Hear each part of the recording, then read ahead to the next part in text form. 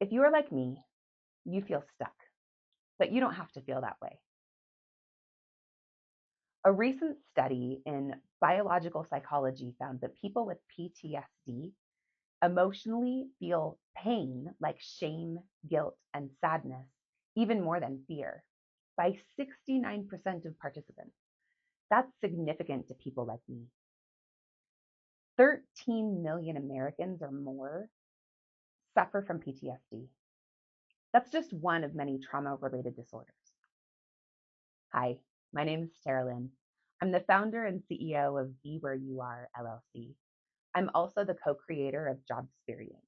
We prepare parents and teens for adult independence in 7 minutes or less a day. I'm a coach, I'm a speaker, I'm an author, and I've been an educator for over 20 years. I specialize in neurodivergent learners because I'm neurodivergent myself. Not because I have ADHD alone. I also have complex post traumatic stress disorder. I have repetitive thought, OCD, and more. But I study it in myself to learn about myself so that I can take care of myself and take care of others. For example, when I was a teenager, I wanted to get my doctorate in psychology.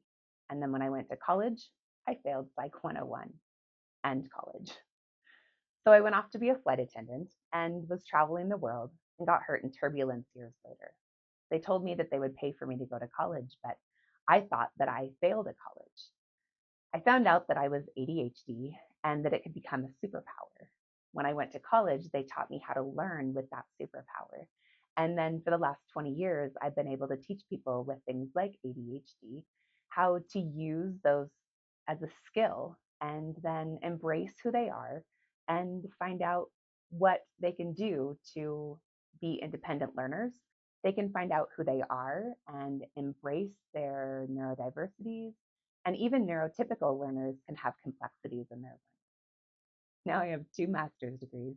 I'm working on my doctorate.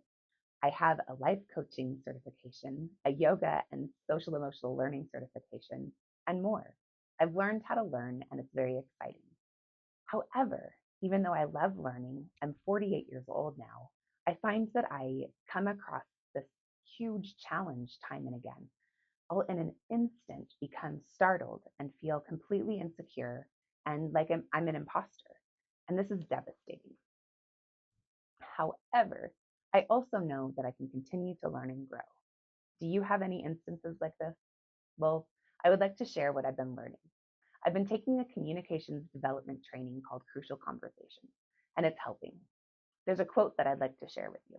It says, if you notice that you're talking about yourself as an innocent victim and you weren't held up at gunpoint, ask, am I pretending not to notice my role in the problem?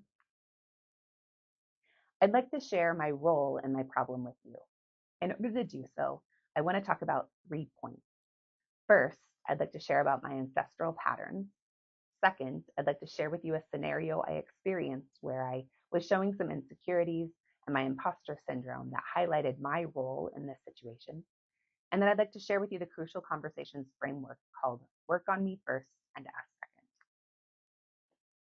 My ancestral patterns include things with my mom and my dad. My mom was born in New York, and she was raised in a large family, and they were quite a complex family.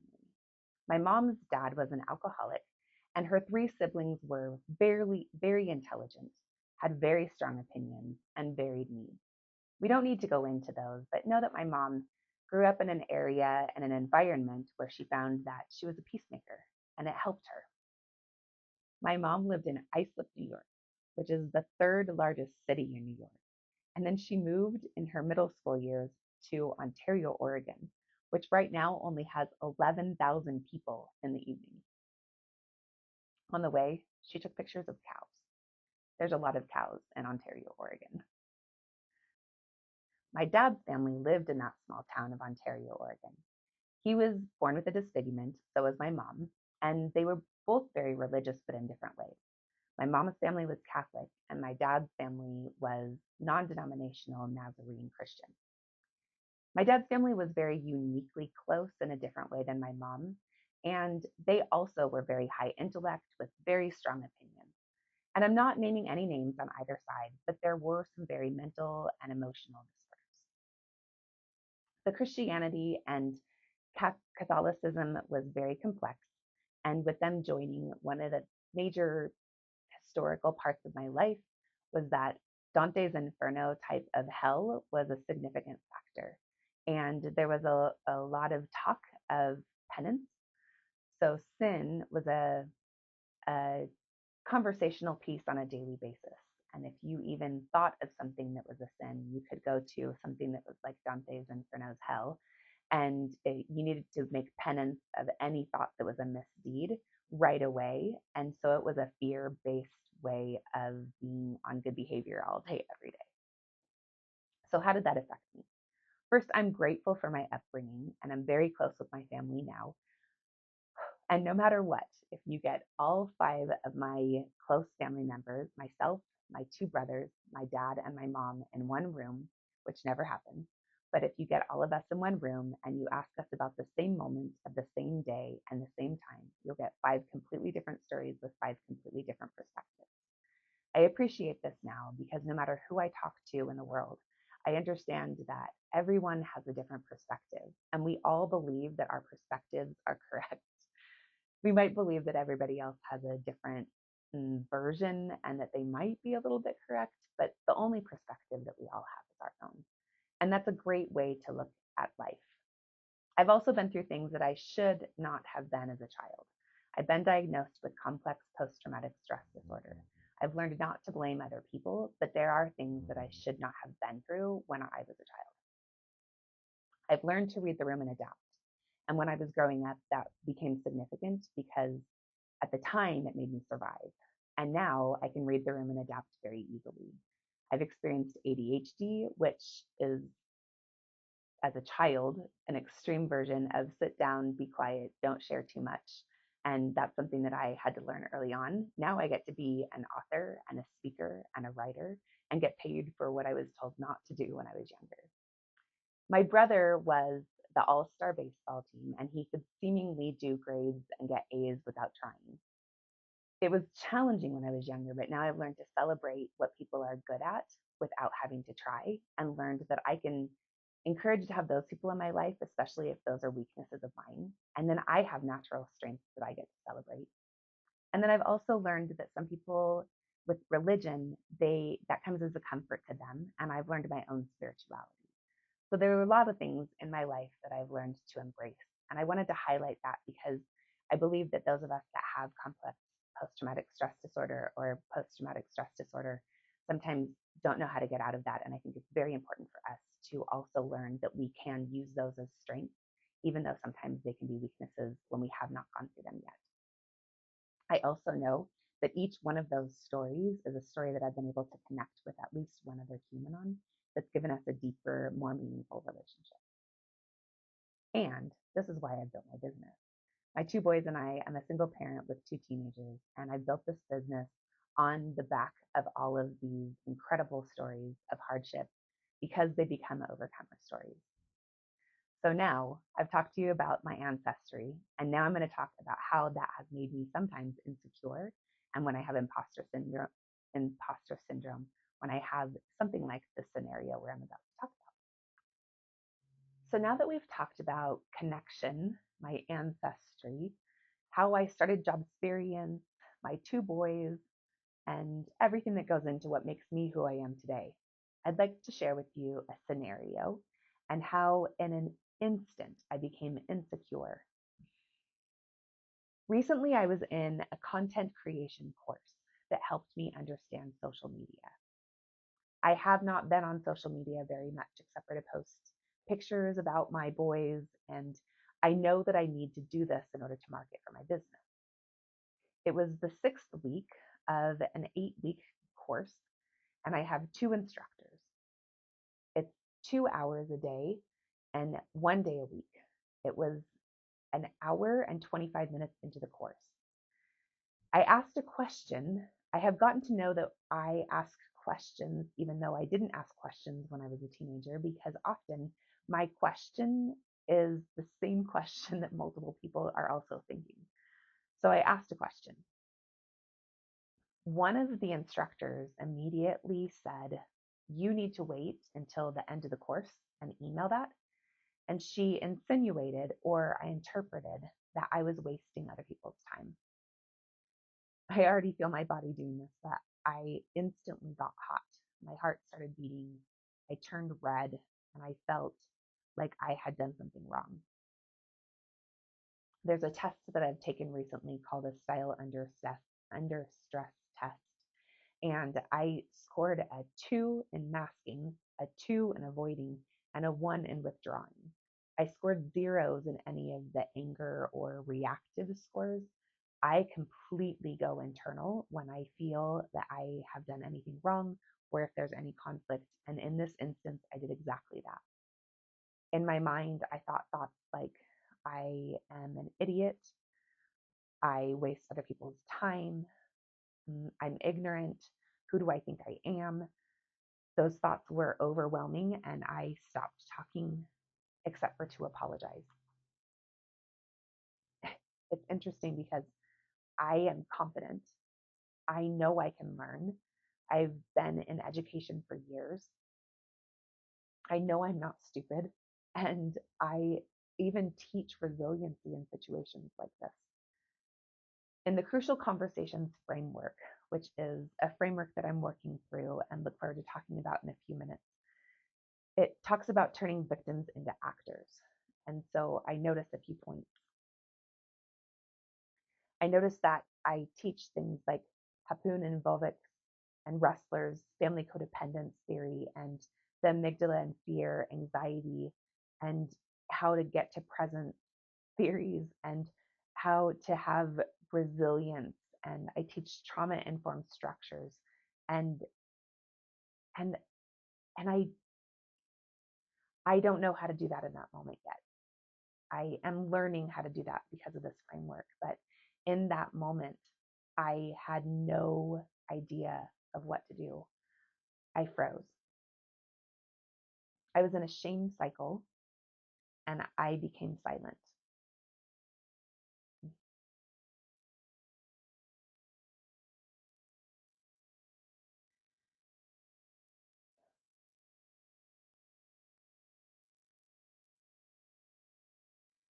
The first instructor told us that we didn't have any time left.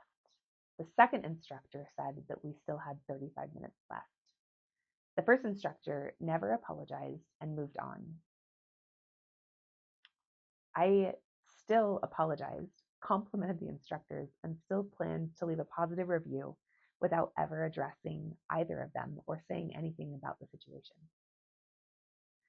Why is this crucial and why is this a crucial conversation? First, I quit my job. I have zero income right now, no retirement, no benefits, nothing extra. I've put everything on the line in order to pursue this business and get my doctorate. I've given myself 1 year to do this, and every single moment matters. I also paid for this course, and so I expect that they are going to help me. And I needed my question answered, and I did not understand when I asked the question. I was also networking, so everyone that was there was important to me, and I did not want to feel like I did not understand, and I didn't want to feel dismissed. I also feel like my reputation matters. So when I ask a question, I don't want to feel like I'm wasting other people's time. However, apologizing and moving on makes me feel like I am wasting people's time and then acknowledging that I'm wasting people's time via my apology. Shame brings me silence. And did this mask anger? Was I feeling anger? I don't know the answer to this question. The framework in the Crucial Conversations course taught me a few things. One is work on me first.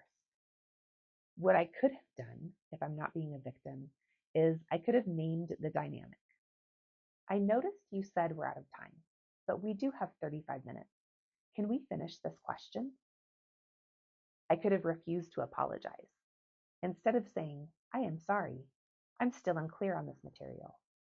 I could have also given honest feedback. I could have said, I value the content, but feel dismissed when I ask questions. Even if I didn't do it in real time, I could have sent a message after. Silence is a choice. I know that this is driven by my trauma and my patterns, and that's okay, but it's still a choice. I can also prepare before any conversations like this, especially when they're high stakes conversations, by preparing beforehand with post-it notes or anything, especially if it's a Zoom conversation around my computer. Beforehand, I can do things like identifying triggers, like what might make me go silent. I can prepare neutral language. A suggestion might be, I'm still unclear. Can we revisit this? I can challenge a story by asking questions and saying to myself, this is not stupid, it's learning. During a conversation, I can notice my own physical cues. I can write a post-it note to myself and make sure that I'm noticing if I'm turning red, or if I'm saying apologetic words, or if I'm shrinking, that this is a cue for me to look for other post-its and go back to those triggers and maybe say things like, I'm still unclear, can we revisit? I can pause before responding and ask myself, what do I actually need? I can name a dynamic. We have 30 minutes. Can we use it? And then after, I can debrief. I have so many mentors. I work with the Small Business Development Center. I work with SCORE and South College. I have so many people who are amplifying my voice and helping me build. I even have my own teenagers who are excited to help me. I can go to them and just debrief and know that I can work with them. I can also give honest but truthful feedback. I expect truthful feedback, especially if someone's paying me. So why would I not give truthful feedback to somebody else? I can practice the work on me first in real time. If I practice leader mindfulness, this also helps with psychological safety. Du and Sia have produced a great study that reminds us that psychological safety is important for all leaders. I can ask during conversations, what story am I telling myself right now? Am I playing victim or actor? What do I really want here in order to understand the person that I'm talking with?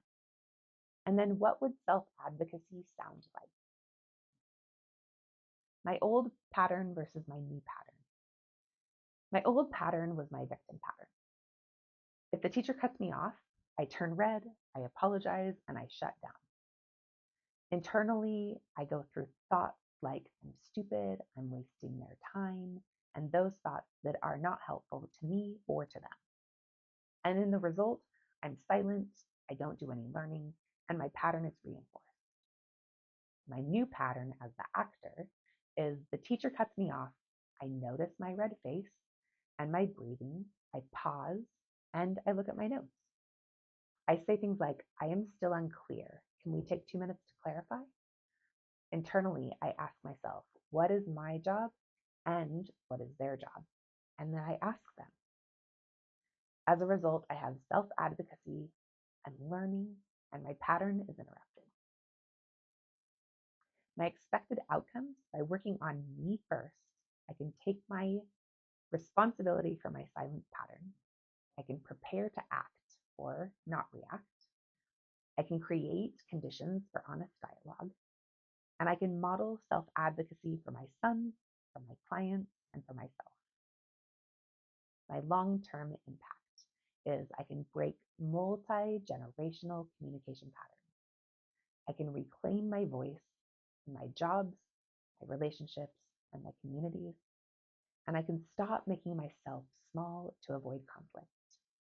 Patterns can be interrupted. My key takeaway is that my ancestral narratives shape my communication patterns, but patterns can change. When I use the work on me first, a second, I can recognize my power. I can't control my teacher's behaviors or others' behaviors, but I can control mine. And by working on me first, I create conditions for honest, respectful, and crucial conversations. So why am I sharing this with you? This isn't just about a Zoom call. It's about all of us growing together. We're breaking ancestral silence, that peacemaker inheritance, or whatever inheritance you have learned to build for yourself that might not be working for you. I'm honoring my growth. I have 20 years of therapy, learning, accepting challenges, overcoming diagnoses, learning to embrace reality, and my continued growth. I'm modeling courage for my next generation. And as a leader, an educator, mother, and coach, my silence, it teaches silence. But my learning, it teaches learning. I choose to learn. Will you learn with me?